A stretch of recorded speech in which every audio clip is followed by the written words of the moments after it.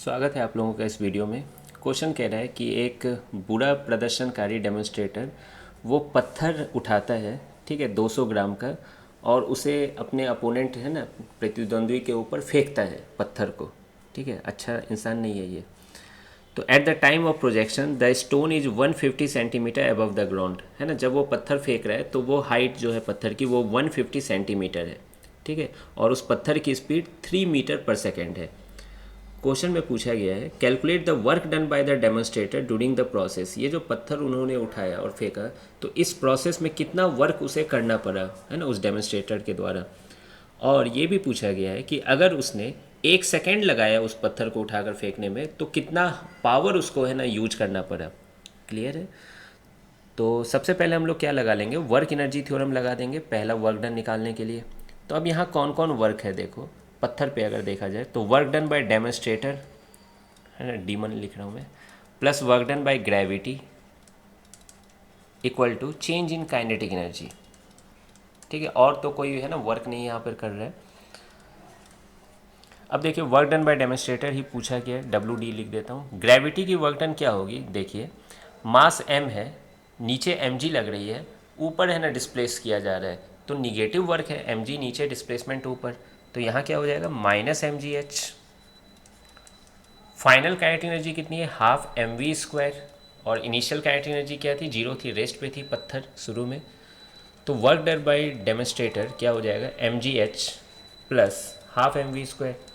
अब आप इसको सॉल्व कर दीजिए डाटा पुट करके। मास को मैं कॉमन ले लेता हूँ, तो 200 ग्राम है तो 200 बटा 1000 केजी में आ जाएगा।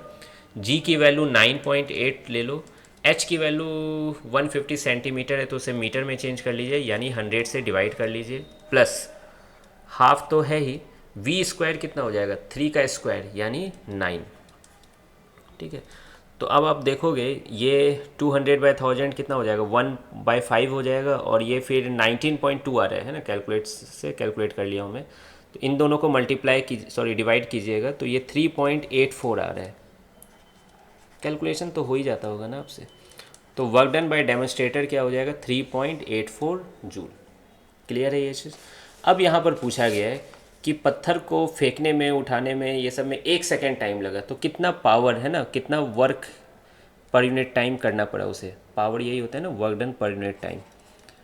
तो देखिए पावर, है ना, work done per unit time, work done कितना करना पड़ा, 3.84 जूल, और टाइम कितना लगा, 1 सेकेंड। वाह, पावर तो एक लाइन में आ गया, 3.84 वाट। लेकिन काश यही आंसर रहता है। आंसर हॉर्स पावर में दिया गया है ना। तो हॉर्स पावर में से हमें यूनिट में चेंज करना पड़ेगा। तो क्या करना होगा, 746 से डिवाइड कर लीजिए तो हॉर्स पावर आ जाएगा, है ना। तो जब आप इसको सॉल्व करोगे तो ये आ रहा है 0.00514 HP, ठीक है।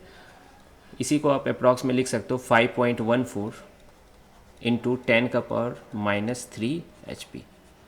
तो यही है हमारा आंसर। तो आई होप कि आपको ये सॉल्यूशन समझ में आया होगा। मिलते हैं फिर नेक्स्ट वीडियो में।